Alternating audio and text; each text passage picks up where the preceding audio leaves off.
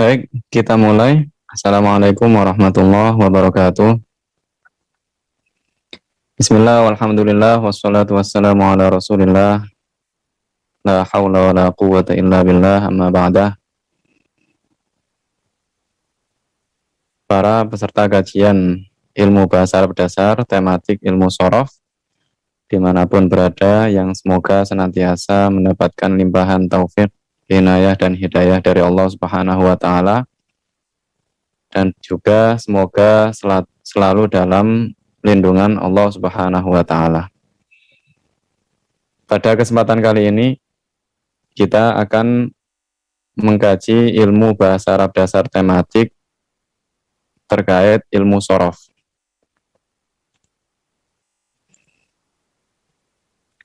Ilmu nahwu dan ilmu sorof merupakan dua cabang ilmu agama yang wajib dipelajari oleh setiap orang yang ingin mempelajari tentang Al-Quran dan hadis. Bahkan ada perkataan ulama yang berbunyi an-nahwu was-sarfu kilahuma syurut liqari'il hadisi khasyatal ghalat. Nahwu dan sorof keduanya syarat wajib dipelajari oleh liqari'il hadisi khasyatal ghalat, oleh orang yang ingin mempelajari hadis khasyatal ghalat karena dikhawatirkan kesalahpahaman yang disebabkan oleh tidak pahamnya orang tersebut terhadap ilmu nahwu dan ilmu sorof. Lakin nahwu lisaliqi saqat, akan tetapi hukum kewajiban mempelajari ilmu nahwu dan ilmu sorof tersebut lisaliqi saqat, bagi orang yang saliqi, bagi orang yang terjaga dari kesalahan dalam bahasa Arab, saqat, maka hukum tersebut gugur li'amnihi minal wuqu'i fil ghalat, karena saliqi tersebut terjaga aman dari terjadi kesalahan. Jadi ilmu bahasa Arab, ilmu terkait nahwu dan sorof ini wajib dipelajari bagi siapapun yang ingin mempelajari hadis maupun Al-Quran, tafsir Al-Quran maupun tafsir hadis. Pada kesempatan kali ini kita akan bersama-sama mengkaji ilmu sorof dasar yang insya Allah mudah untuk dipahami bagi pemula, bagi yang baru saja ingin mendalami ilmu bahasa Arab khususnya di bidang ilmu sorof. Langsung saja, ilmu sorof atau dikenal dengan tasrif, dalam ilmu sorof kita harus, yang pertama kali kita lakukan adalah kita harus mengenal unsur-unsur tasrif. Unsur-unsur tasrif. Jadi dalam tasrif itu ada yang disebut dengan kata kerja lampau atau fi'lun madhin. Kemudian ada yang disebut dengan kata kerja sedang atau akan datang, yakni fi'lun mudhari'. Kemudian ada juga masdar. Masdar artinya nama perbuatan. Kemudian ada isim fa'il, ismu fa'ilin, artinya adalah orang yang melakukan perbuatan. Kemudian ada ismu maf'ulin, artinya adalah orang yang dikenai perbuatan. Kemudian ada unsur yang selanjutnya adalah fi'lu amrin, yang artinya kata perintah. Kemudian fi'lu nahyin, kata larangan. Ismu zamanin, nama waktu. Ismu makanin, nama tempat. Ismu alatin, nama alat.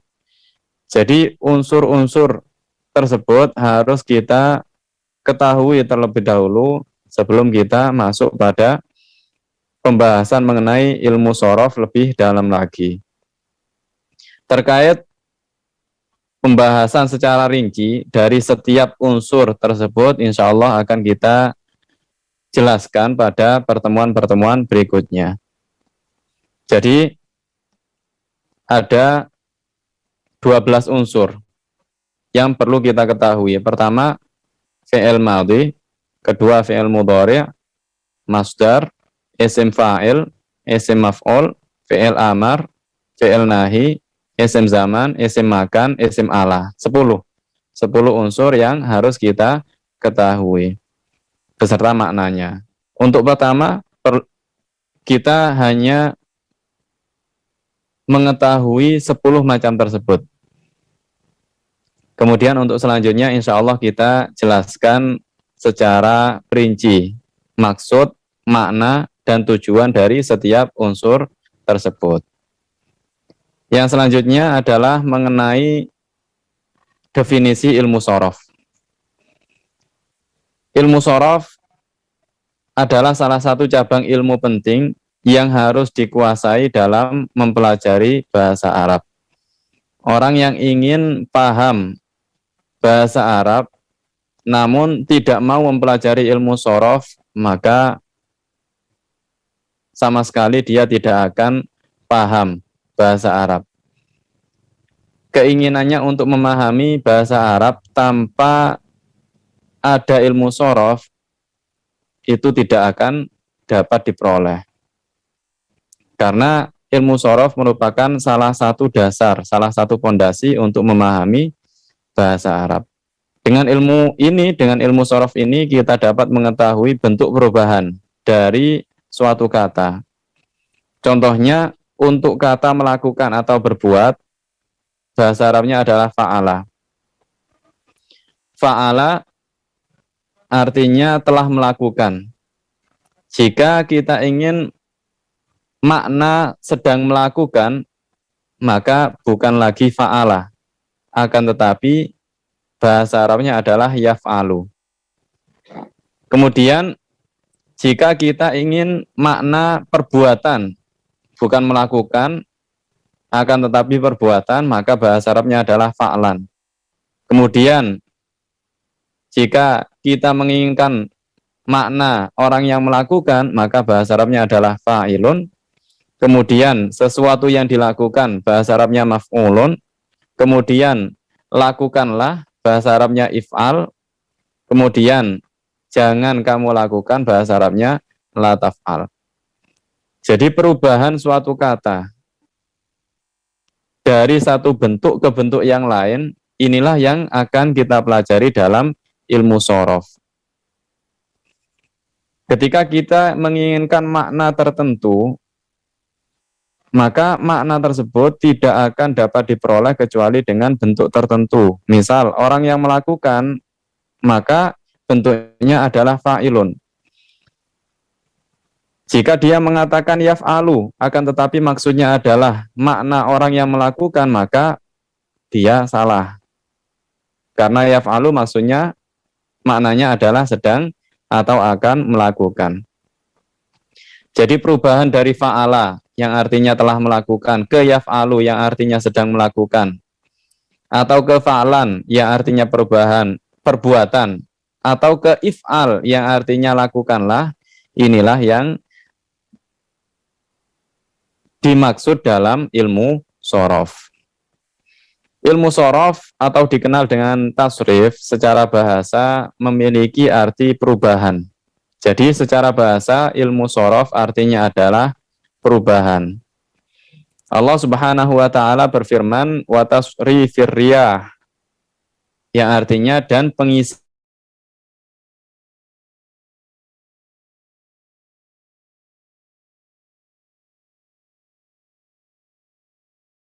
perubahan dari satu kondisi ke kondisi yang lainnya dan dari satu arah ke arah lainnya.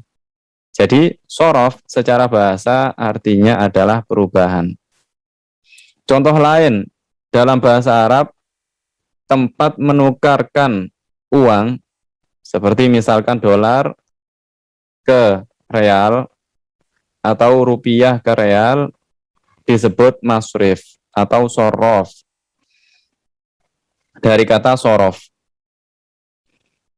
Kenapa disebut masrif? Karena di situ terdapat perubahan. Di situ terdapat pertukaran yang menyebabkan perubahan. Pertukaran uang rupiah dengan real, sehingga menyebabkan uangnya berubah menjadi real. Itu terkait ilmu, terkait pengertian sorof secara bahasa atau secara teologi. Adapun secara istilah, secara terminologi, ilmu sorof artinya adalah ilmu yang menerangkan tata cara merubah suatu kata dari satu bentuk ke bentuk yang lainnya untuk menghasilkan makna yang berbeda-beda, di mana makna tersebut tidak dapat diperoleh kecuali dengan bentuk-bentuk tersebut. Saya ulangi, ilmu sorof adalah ilmu yang menerangkan tata cara merubah suatu kata dari satu bentuk ke bentuk yang lainnya. Misal, kata fa'ala yang artinya telah melakukan, kita rubah menjadi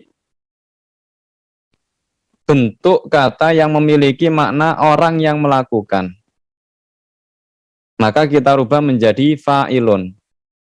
Perubahan dari fa'ala ke fa'ilun untuk menghasilkan makna orang yang melakukan, di mana makna orang yang melakukan ini tidak dapat diperoleh kecuali dengan bentuk fa'ilun. Inilah yang dipelajari dalam ilmu sorof. Contohnya merubah kata kataba yang artinya telah menulis menjadi yaktubu yang artinya sedang menulis, dan katibun yang artinya penulis. Jadi tidak bisa ketika kita menginginkan jangan menulis, namun yang kita katakan adalah uktub, itu salah dalam bahasa Arab. Kenapa? Karena uktub artinya adalah tulislah. Sedangkan jangan menulis, bahasa Arabnya adalah la taktub. Jadi perubahan dari kataba ke uktub inilah yang dipelajari dalam ilmu sorof. Ini definisi ilmu sorof secara bahasa dan istilah. Kemudian istilah dasar ilmu sorof yang harus kita ketahui. Sebelum kita memulai mempelajari ilmu sorof lebih dalam, maka ada baiknya kita mengenal istilah-istilah dasar yang perlu diketahui. Antara lain yang pertama adalah wazan. Wazan memiliki makna timbangan, acuan atau rumus. Jadi wazan di sini maksudnya adalah suatu rumus yang baku di mana setiap kata kerja nantinya akan masuk ke salah satu dari wazan yang ada. Ya, jadi wazan itu adalah suatu rumus yang baku di mana setiap kata kerja nantinya akan masuk ke salah satu wazan yang ada. Jadi kita hanya perlu menyamakan saja dengan wazan tersebut. Perlu kita ketahui bahwa dalam ilmu sorof ada 35 bab. Atau ya ada 35 bab. Di mana setiap bab memiliki wazan yang spesifik. Ada 35 bab, kemudian setiap bab memiliki wazan yang spesifik. Wazan yang sudah baku, yang sudah ada dalam ilmu sorof. Kita, para pelajar sorof, itu hanya mempraktekkan saja. Misalkan, bab fa'ala yaf'ulu, bab af'ala yuf'ilu, bab istaf'ala yastaf'ilu, dan sebagainya, dan seterusnya, sampai 35 bab. Beberapa di antara wazan bab-bab ini sangat jarang dijumpai dalam kalimat bahasa Arab. Sehingga pada buku yang ditulis ini hanya menampilkan wazan bab-bab yang penting dan sering digunakan oleh orang Arab yang jumlahnya sekitar 22 bab. Wazan ilmu sorof menggunakan kata fa, ain, dan lam. Menggunakan kata fa, ain, dan lam yang jika disambung menjadi fa'ala dengan segala bentuknya. Jadi wazan dalam ilmu sorof itu menggunakan kata fa'ala. Semua kata kerja bahasa Arab pastinya akan masuk ke salah satu dari 35 wazan bab ini. Jadi wazan di sini adalah rumus baku di mana setiap kata kerja pasti akan masuk ke salah satu wazan tersebut. Misal, wazan fa'ala yaf'ulu. Wazan fa'ala. Apa saja yang masuk, kata kerja yang masuk pada wazan ini? Contohnya kataba, darosa, akhoza. Semua kata kerja itu masuk pada wazan fa'ala. Kemudian yaf'ulu. Kata kerja yang masuk pada wazan yaf'ulu ini apa saja? Contohnya seperti ya'khudhu, yadrusu. Ya, jadi yadrusu, ya'khudhu, yadrusu artinya belajar, ya'khudhu artinya mengambil. Itu kata kerja. Wazannya apa? Yaf'ulu. Akhodha artinya telah mengambil. Itu kata kerja. Wazannya apa? Fa'ala. Kemudian contoh dari kata kerja berwazan af'ala. Contohnya a'to. A'to adalah kata kerja yang artinya memberi. Wazannya apa? Af'ala. Kemudian yu'ti yang artinya sedang memberi. Wazannya apa? Yuf'ilu. Jadi inilah yang dimaksud dengan wazan. Fa'ala yaf'ulu, af'ala yuf'ilu, dan seterusnya. Kemudian istilah yang kedua yang perlu kita ketahui adalah mauzun. Jadi ada wazan, ada mauzun. Jika wazan adalah rumusnya fa'ala, yaf'ulu, fa'lan, ya istaf'ala, yastaf'ilu, istif'alan, itu semua adalah wazan, rumusnya. Maka mauzun adalah kata yang dibandingkan dan disandingkan dengan wazan.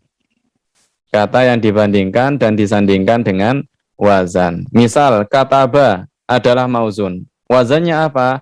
Fa'ala. Kemudian yaktubu adalah mauzun dan wazannya adalah yaf'ulu.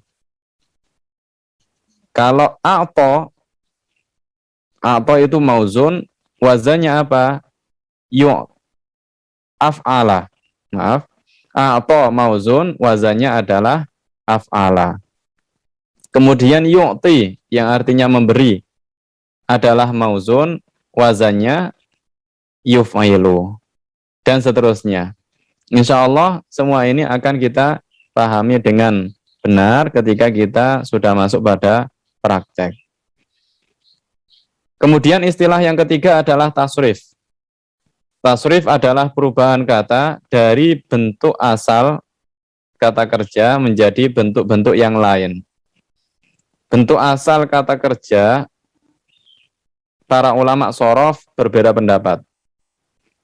Sebagian ulama shorof mengatakan bahwa bentuk asal kata kerja itu adalah fi'il madhi. Fi'il madhi adalah kata kerja lampau.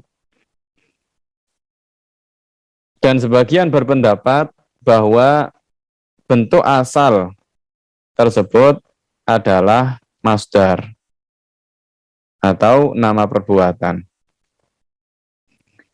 Jadi karena ada perbedaan pendapat di kalangan ulama shorof, maka kita ambil salah satunya, yaitu bentuk asalnya adalah fi'il madhi. Karena fi'il madhi biasanya diletakkan di urutan paling awal. Jadi kita ambil contoh kataba. Kataba artinya telah menulis. Maka kataba di sini adalah fi'il madhi. Kenapa kataba adalah fi'il madhi? Karena kataba artinya adalah telah menulis. Kataba itu adalah kata kerja. Kemudian dia menunjukkan arti lampau, menunjukkan waktu lampau, telah menulis. Kemudian yaktubu. Yaktubu artinya sedang menulis, maka yaktubu adalah fi'il mudhari'. Yaktubu adalah fi'il mudhari'. Kenapa? Karena dia adalah kata kerja. Kemudian dia memberikan keterangan waktu sekarang. Kemudian kitabatan yang artinya tulisan. Maka kitabatan di sini adalah masdar, nama perbuatan. Jadi bukan fi'il, bukan kata kerja, karena kitabatan artinya adalah tulisan. Kemudian katibun. Katibun artinya orang yang menulis. Maka katibun di sini adalah isim fa'il, karena dia memberikan arti pelaku. Kemudian maktubun. Maktubun artinya adalah sesuatu yang ditulis. Sesuatu yang ditulis, maka dia termasuk dari unsur isim maf'ul, karena memberikan arti sesuatu yang dikenai perbuatan, sesuatu yang ditulis, dan seterusnya. Jadi itulah unsur-unsur dalam ilmu shorof, unsur-unsur tasrif yang perlu kita ketahui. Secara umum, suatu kata kerja berubah menjadi jenis perubahan kata sebagai berikut. Jadi fi'il madhi, kata kerja lampau. Fi'il madhi adalah kata kerja yang memberikan arti lampau atau telah. Kemudian fi'il mudhari' adalah kata kerja yang memberikan arti sekarang atau akan datang. Jadi jika ada kata kerja yang memberikan makna waktu sekarang atau akan datang, maka itu disebut fi'il mudhari'. Kemudian masdar. Masdar artinya adalah kata benda atau nama perbuatan atau kata dasar menurut sebagian ulama. Kemudian isim fa'il. Isim fa'il artinya adalah subjek atau pelaku. Jika ada kata yang memberikan makna pelaku yang melakukan perbuatan, maka dia termasuk dari unsur isim fa'il. Kemudian isim maf'ul, objek yang dilakukan. Kemudian fi'il amr, kata perintah, kata kerja perintah. Kemudian fi'il nahi, kata kerja larangan. Kemudian isim zaman, kata penunjuk waktu. Kemudian isim makan, kata penunjuk tempat. Kemudian isim alat, nama alat. Jadi inilah jenis perubahan kata kerja. Jadi kata kerja pasti berubah menjadi salah satu dari jenis yang ada 10 tersebut. Baik, sebelum kita akhiri pelajaran pada sore hari ini, saya akan meringkas, menyimpulkan pelajaran pada sore hari ini. Ada 10 unsur yang perlu kita ketahui dalam ilmu shorof atau dalam tasrif. Yang pertama adalah fi'il madhi, fi'il mudhari', masdar, isim fa'il, isim maf'ul, fi'il amr, fi'il nahi, isim zaman, isim makan, dan isim alah. 10 unsur tersebut harus kita ketahui beserta maknanya. Kemudian definisi ilmu shorof secara bahasa artinya adalah perubahan. Allah Subhanahu wa taala berfirman wa tasrifir riyah. Sedangkan secara istilah artinya adalah merubah suatu kata menjadi bentuk yang berbeda-beda untuk menghasilkan makna yang berbeda-beda, di mana bentuk tersebut, di mana makna tersebut tidak dapat dihasilkan kecuali dengan bentuk tersebut. Misal kata kataba yang artinya telah menulis. Kita menginginkan makna orang yang menulis. Maka kataba dirubah menjadi katibun. Atau kita menginginkan makna tulislah. Maka kataba dirubah menjadi uktub. Kemudian istilah dalam ilmu sorof yang perlu kita ketahui, yang pertama adalah wazan. Wazan adalah rumus baku di mana setiap kata kerja pasti akan masuk pada salah satu wazan tersebut. Pada wazan tersebut. Misal kata ba.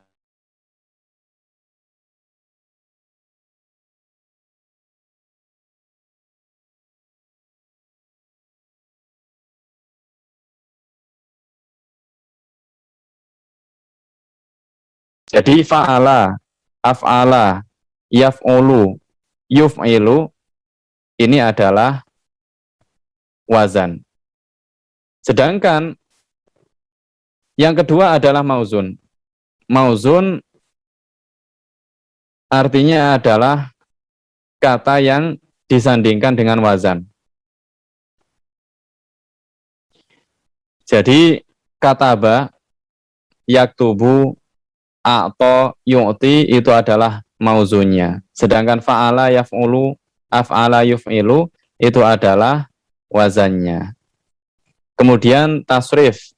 Tasrif adalah perubahan kata dari bentuk asal menjadi bentuk-bentuk yang lain untuk menghasilkan makna yang diinginkan.